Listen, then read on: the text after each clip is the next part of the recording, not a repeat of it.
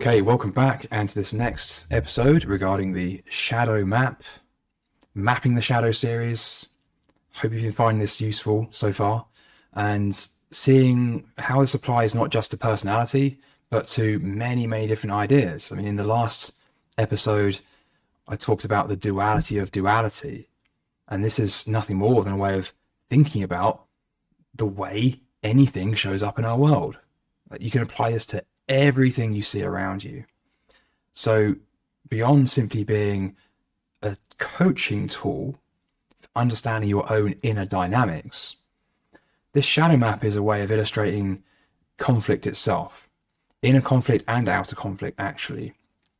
And this is very useful for many reasons, and just as an inner work guide, because a lot of it is about understanding conflict and understanding how to reconcile that conflict, but you can't really do that unless you know what the conflict actually is.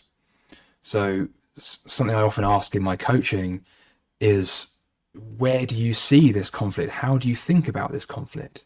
You've described these two sides, these two desires, or maybe we're discussing a dream and there's some tension in the dream. And I'll ask my client to, in their own words, describe, how do you see this conflict? And usually they can very eloquently explain in their own terms exactly what that conflict is. So at that point, I might come in with a shadow map and say, okay, cool. You've talked about, let's say, the need for humility and also the danger of pride. But what might you see as the danger of humility? And can you find some kind of virtue in pride? Now, this is where we have to be very careful with our words, because it's not about the virtue of pride per se, or even the danger of humility, but maybe something of the same flavor. Because what's going on in shadow work, and when we repress certain aspects of our personality, is that, well, we're throwing the baby out with the bathwater.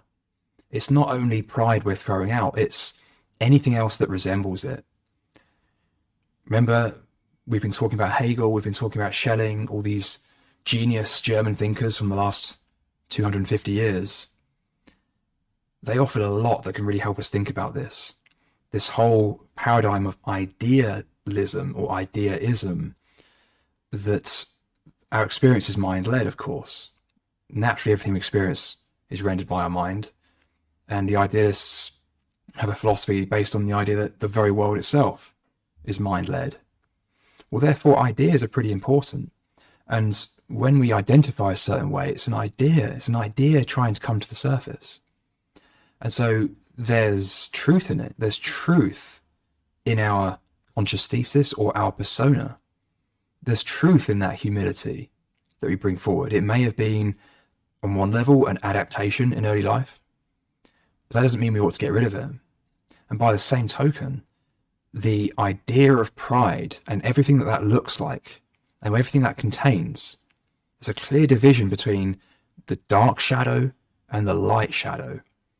There's a difference in intention, there's a difference in magnitude often as well, and there's a difference in direction. What is being served here?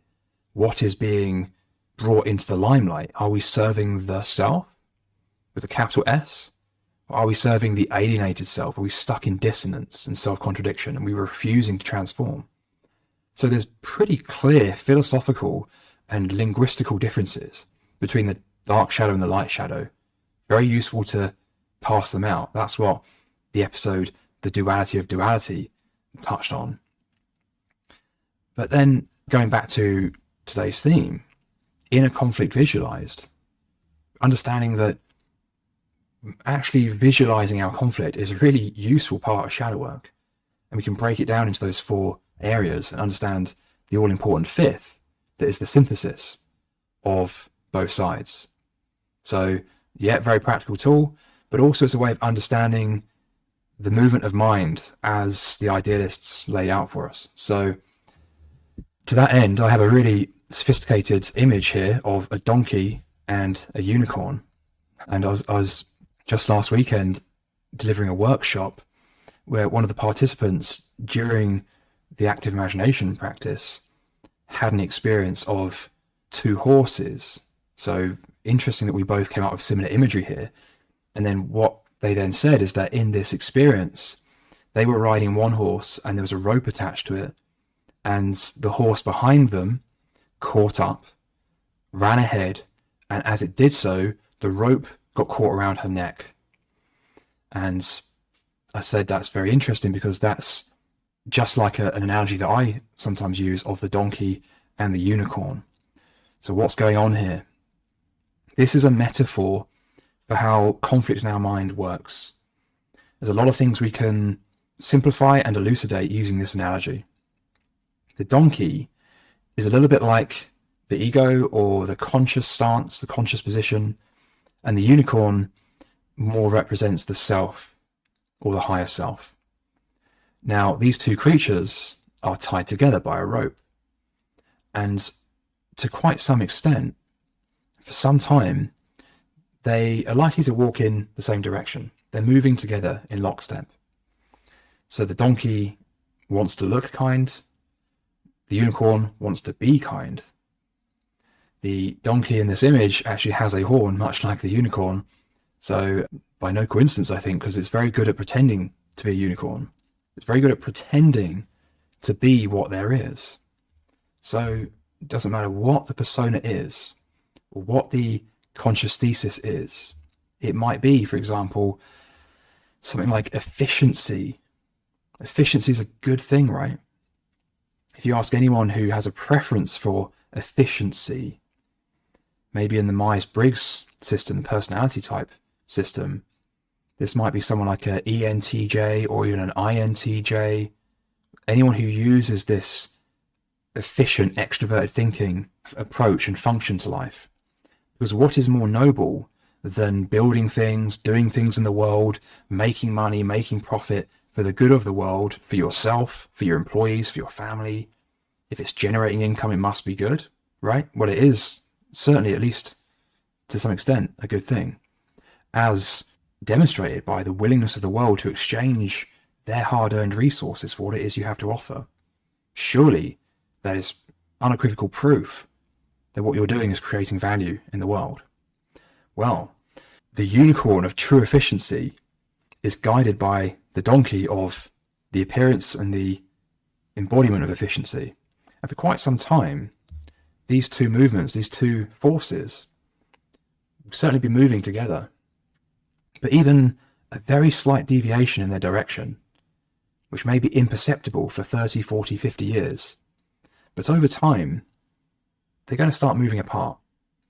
The image of efficiency starts to slightly deviate from true efficiency. At some point, it not only deviates from efficiency, but it becomes completely polarized to it. So it becomes ruthless, it becomes self-negating, because ruthlessness looks a bit like efficiency, right? But actually it's not, because true efficiency is not ruthless. Ruthlessness actually leaves some pretty important things out. It's one-sided. It's a mere image of efficiency. It's almost caricaturial in its appearance. And if we become so one-sidedly interested in efficiency, it can become almost cartoonish, to the point where others are seeing us as just like playing a role. What is this guy doing? What do you think he's up to? There's nothing efficient about it. He thinks he's really efficient, but he's just causing chaos. And we ourselves, if we look back on our behavior several years later, might well come to agree with them. Whoa, what was I thinking? So true efficiency includes considerateness. It includes a consideration of people's subjective needs, the needs of individuals, the needs of groups, because if it didn't, it wouldn't actually be efficient at all. After all, what are we even chasing here? What are we even striving for if it doesn't actually account for people's lived experience and feeling? So that's the idea of the donkey and the unicorn here. Pretty simple. There's many ways in which this analogy can be extended, but it's really just a simple image for how conflict in the mind operates. Conflict starts its journey as merely implicit. These two things run together. But even the slightest deviation in two things, these two movements, eventually not only deviate from each other, but become polar opposites, because this rope that each creature is attached to, eventually they deviate and they have to go in opposite directions to bear the tension. If they're going off at a slight angle, eventually they're going to become opposite. Let's move on to some quotes that actually speak to this. Krishnamurti said, "Where there is division, there must be conflict." Wherever there is division, there must be conflict. Imagine that. Any two things that are not the same must come into conflict in a way. That's not to say that conflict is a bad thing. We've already discussed in other episodes how this is all part of this unfolding. We talked about the Lovers card, the Tarot card. We talked about the Devil card and how they actually relate to each other around this topic. Yes, there is this division of thoughts, this division of ideas and of material and of people. But it's also that division and that conflict, dare we say, that actually gives rise to development and progress. And there's all the difference in the world between whether that conflict is approached with one attitude of wholesome intention, with empathy, or whether it's approached with dissonance and master-slave dynamics and evil intentions. So we need to really be thinking, again, we need to ironically be splitting those two things apart. It's the very ability to split and understand the difference there of wholesome intention and unwholesome intention that allows us to truly understand it. Now, the example is the proof in this case. Just because there's division, okay, there might be conflict. There may be disparate energy moving in different directions, just like the donkey and the unicorn. But are the donkey and the unicorn friends, or are they enemies? That's not explained by the mere image. That depends on you. That depends on your own attitude to conflict. There's nothing inherently wrong with difference. There's nothing that says that necessarily division must lead to conflict of a kind of adversarial kind. It often does in practice, either because we don't understand the process. So there's a kind of inevitability to it, but there isn't a necessity to it, not philosophically. It really comes down to attitude. Schelling explained that evil exists because we're free to do it. So whether that necessarily means there has to be evil is another question.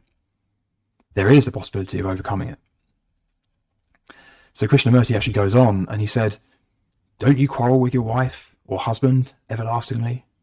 You have images, and therefore you are not actually related. You don't see your wife at all. You see her through the image you have about her." Sounding curiously Jungian here.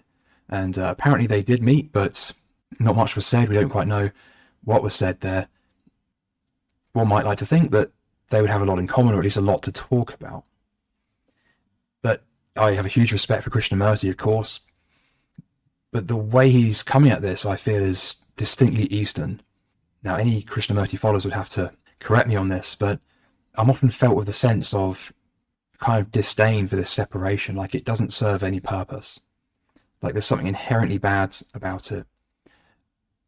If that is indeed what he's getting at here, then I would have to disagree somewhat on that, because I think that this division is very important, it's vital.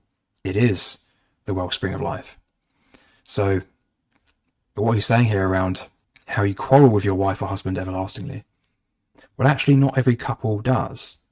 And those that approach relationships with this intention and the understanding that there's this dialectic going on and that each learns more about the other through the other and learns more about themselves through the other, then differences just become celebrated. Is that not what the archetypal feminine wants? It's that celebration of difference. Is that not what the archetypal masculine wants?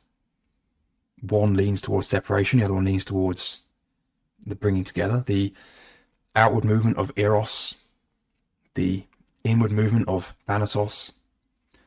But we explored a few episodes ago that there are two kinds of evil and two kinds of good. Neither of those is inherently good or bad on its own. Sometimes thanatos is thought of as the dark or evil side. Sometimes eros is thought of as the light or the good side. But there's a good case to be made that this is just nothing more than a projection of our own assumptions around these things. We saw from Jakob Böhm and his mystical experience. God has a wrathful side. God is also destructive. Doesn't necessarily mean it's bad. But here Krishnamurti talking about these images, that you have an image of your wife, and so you're not seeing her as she is. This is like the archetype of the anima.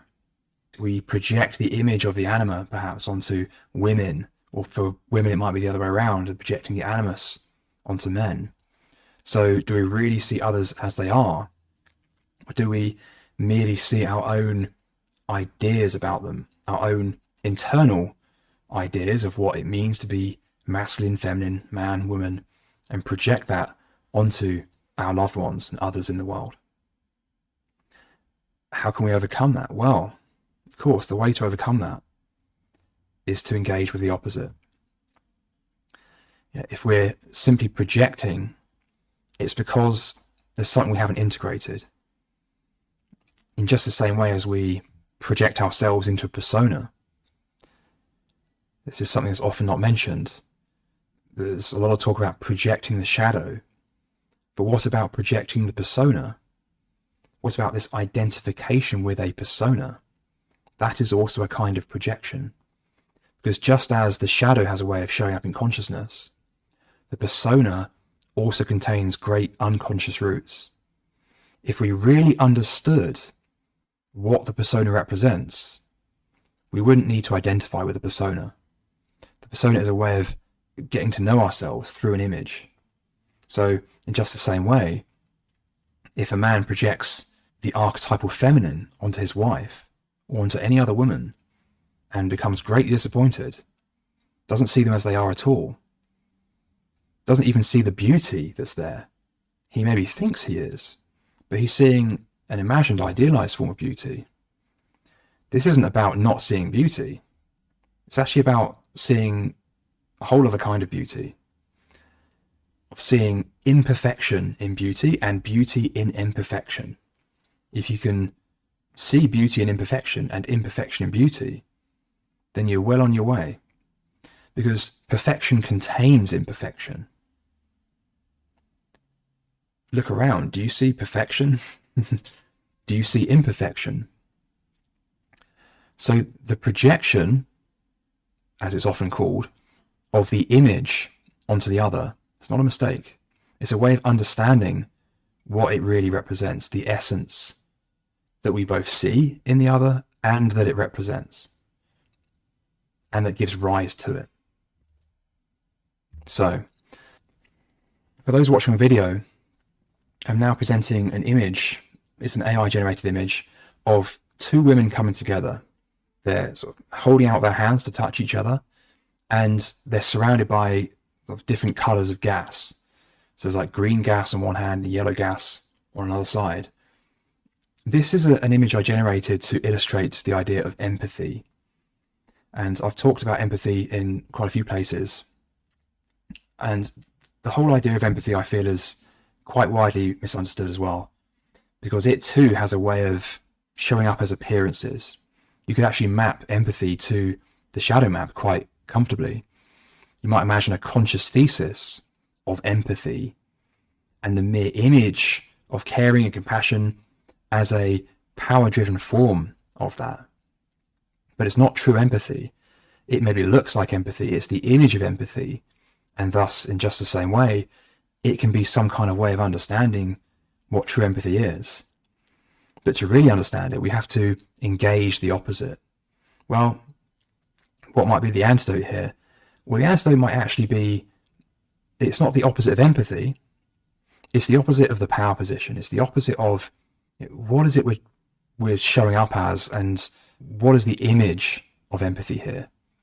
So the image of compassion, well, the opposite of that is going to be something like this: uncaring, uncompassionate, not considering other people's needs, experiences, feelings. But there's going to be something good in that as well, believe it or not in ignoring people's feelings, but in the thing that shows up as imagistically. So again, I'm reminded of the need for legitimate self-care and also empathy for oneself, because the image of empathy, this power position, might show up as looking very, very caring for other people, but the world will have a way of conspiring and producing a situation where you have to choose between looking empathic for other people or being empathic, and not least being empathic to yourself. So there's going to be an antidote in here, which is the willingness to actually experience what you're experiencing. And true empathy really involves a willingness to meet and transform with experience. That's one thing you can never fake. Once you understand the deeper essence of empathy, not merely what it looks like, but what it really is, you'll never be deceived by those pretending to be empathic, because it can have all the bells and whistles and all the right signs, but the one thing it will never have is a willingness to meet and transform with experience, because that's hard work. That is where inner work is done, because what that means is letting go of what is certain, letting go of what you hold to be true, as it were. It means being uncertain, and that means assimilating the unknown. That means experiencing feeling. A feeling is a physical thing. There's a physical corollary to emotion, and it's often painful, and we don't like pain. We like to avoid pain. There's the meaning our minds create that gives rise to pain. Our bodies store that physically in just the same way that a data stick stores data. Under certain conditions, that feeling comes up. It wants to come into conscious awareness, and then we have a choice. We can either confront it or push it down. We can either use it with empathy, we can face it and be transformed by it, or we can find some way to avoid it. So this is exactly what's going on here in the shadow map. Empathy is what allows you to navigate this dialectic. It means coming to terms with the other side, not just the shadow position, but the antidote as well. So empathy is vital, and this is how inner conflict is worked through. This is the quality that is needed. It's hard to overstate its importance. You could even say that a lack of empathy is one of the core problems we have, not just because empathy isn't very widely understood in society, but also because even if it was understood, I think a lot of people would still choose not to use it, not to embody it, not to cultivate it. But that wouldn't matter so much, because so many other people would understand it better and would choose to actually cultivate it.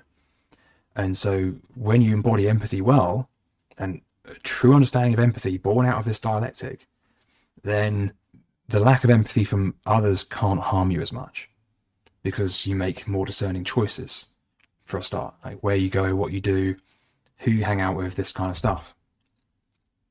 So in coming to understand inner conflict, here's a bit of a practical tip I'm going to share with you, and it's to do with irony.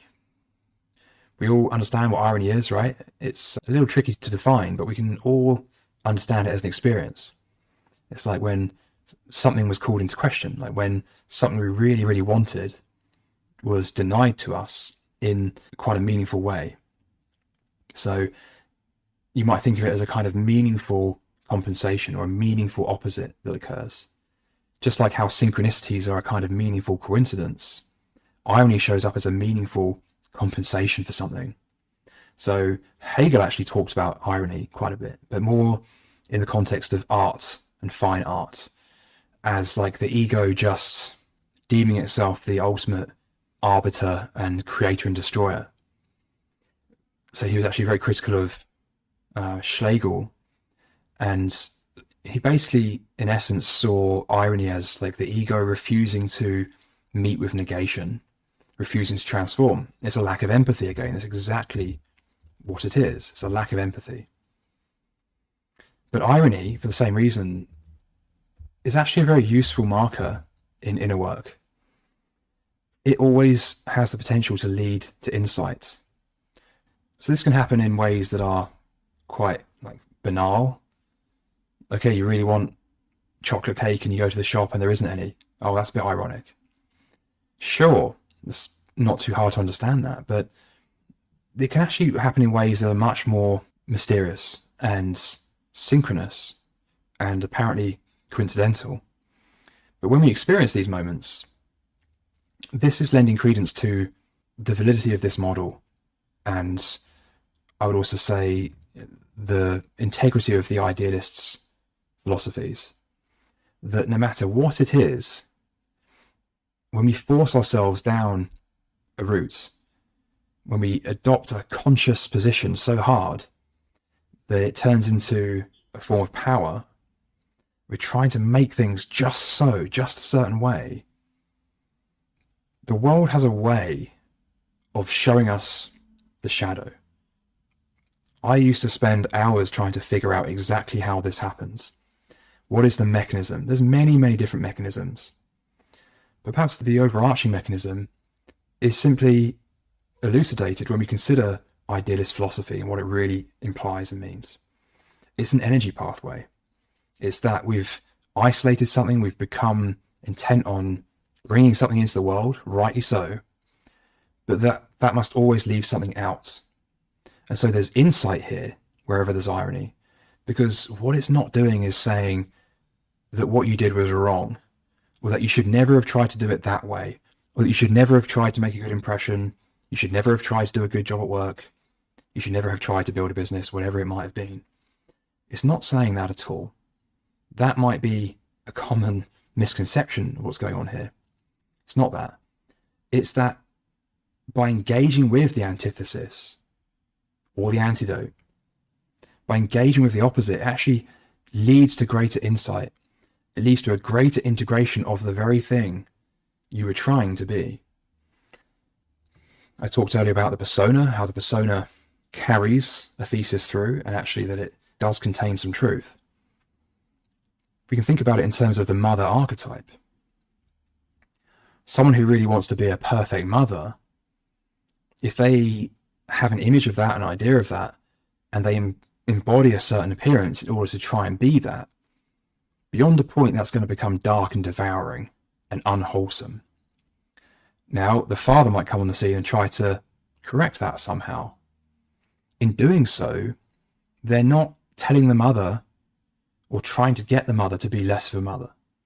They're actually helping them be a better mother. And it's the father energy that comes in to do that.